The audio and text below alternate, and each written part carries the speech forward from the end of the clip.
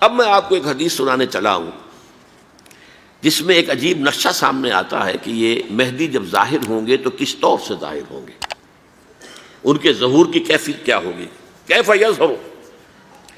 یہ روایت ہے حضرت ام سلمہ سے رضی اللہ تعالی عنہا، حضور کی زوجہ محترمہ ہیں، فرماتی ہیں ام سلمہ عن النبی صلی اللہ علیہ وسلم قال یکون اختلاف عند موت خلیفۃ، موت خلیفۃ، حضور نے فرمایا ایک خلیفہ کی موت پر اختلاف واقع ہو جائے گا، خانہ جنگی ہو جائے گی۔ فَيَخْرُجُ رَجُلٌ مِّنْ أَهْلِ الْمَدِينَةِ حَارِبًا إِلَىٰ مکہ، پھر مدینے کے لوگوں میں سے ایک شخص نکلے گا، بھاگے گا اور جا کر پناہ لے گا اور چھپ جائے گا مکے میں۔ فَيَأْتِيهِ نَاسٌ مِّنْ أَهْلِ مکہ، پھر اس کے پاس آئیں گے اہل مکہ، مکہ کے لوگ، فَيُخْرِجُونَهُ، اور اسے نکالیں گے، جہاں وہ چھپے ہوئے ہوں گے وہاں سے نکالیں گے۔ وَهُوَ كَارِهٌ، اور وہ بالکل اس کو پسند نہیں کر رہے ہوں گے، نہ وہ خواہش مند ہوں گے کہ ان کے ہاتھ پر بیعت کی جائے، نہ وہ یہ چاہیں گے کہ وہ میدان میں آئیں اور ان کو جو ہے اپنا لیڈر مانا جائے۔ وَهُوَ كَارِهٌ فَيُبَايِعُونَهُ بَيْنَ الرُّكْنِ وَالْمَقَامِ، لیکن لوگ جو ہے پھر اصرار کے ساتھ ان کے ہاتھ پر بیعت کریں گے رکن اور مقام کے درمیان۔ رکن وہ کونا ہے خانہ کعبہ کا جس میں حجر اسود لگا ہوا ہے، اور مقام ابراہیم جو ہے، ان دونوں کے مابین جو یہ علاقہ ہے یہاں پر وہ بیعت ہوگی۔ وَيُبْعَثُ إِلَيْهِ بَعْثٌ مِّنَ الشَّامِ، ان کے خلاف ایک لشکر بھیجا جائے گا شام سے۔ نہیں کہا جا سکتا کہ باسی حکومت اس وقت کی جو ہے اس کی طرف سے کوئی مسئلہ اس طرح کا اٹھ کھڑا ہو، اس لیے کہ ابھی تو بہرحال باسی حکومت وہاں ہے۔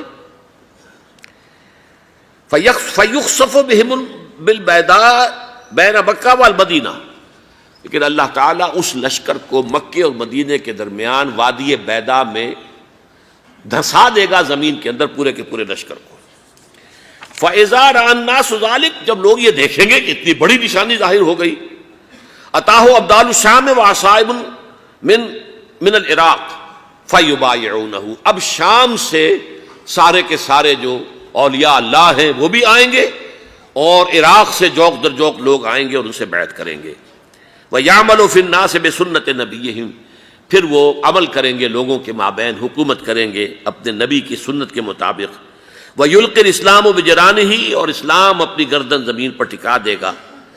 وَالْأَرْضِ فِي الْأَرْضِ، زمین میں۔ فَيَلْبَسُ 7 سنین، پھر وہ 7 برس تک حکمران رہیں گے۔ ثم یتوفیٰ، پھر ان کا انتقال ہوگا۔ ویصلی علیہ المسلمون، اور مسلمان ان پر نماز پڑھیں گے۔ یہ جو میں نے آپ کے سامنے نقشہ کھینچا ہے، اس سے اب میں ایک نتیجہ نکالتا ہوں، اسے بھی میرا گمان کہیے، اختلاف بھی کر سکتے ہیں آپ، اگر اس کو وزنی سمجھے تو قبول بھی کر سکتے ہیں۔ وہ یہ ہے کہ میرے نزدیک ان کے ظہور کا وقت قریب ہے، اور اس کی تھوڑی سی بعد میں مجھے معلوم ہوا کہ جین ڈکسن غالباً نام ہے امریکن اس کا، جس نے یہ پیشن کوئی خبر دی تھی کہ 1962 میں عالم عرب میں ایک بچہ پیدا ہوا ہے کہ جو وہاں کا نقشہ بدل کر رکھ دے گا۔ یہ جین ڈکسن کی غالباً پیشن گوئی ہے۔ بہرحال مجھے اس کی پیشن گوئی سے کوئی دلچسپی نہیں ہے، میں تو جو احوال دیکھ رہا ہوں، یعنی اسرائیل کا قائم ہو جانا، اور اس کے بعد اب یروشلم کا مسلمانوں کے ہاتھوں سے نکل جانا، اور اب گویا کہ وہ الملحمۃ العظمیٰ جو ہے تلی کھڑی ہے، کسی بھی وقت جو ہے یہ جو ہے وہ لاوا پھٹ سکتا ہے، آتش فشاں پھٹ سکتا ہے۔ تو یہ تمام حالات ایسے ہیں کہ جن کی وجہ سے میں سمجھتا ہوں کہ ایک تو جو قرآن مجید کے اشارات میں نے آپ کو بتائے، 14 صدیاں، 14 دن میں چاند کا پورا ہونا، والقمر اذا اتسق، 14 دن میں 14ویں کا چاند۔ اسی طرح اب یہ 14 صدیوں کے بعد یہ صدی جو 15ویں صدی ہے، یہ در حقیقت ظہور امام مہدی کی صدی ہے۔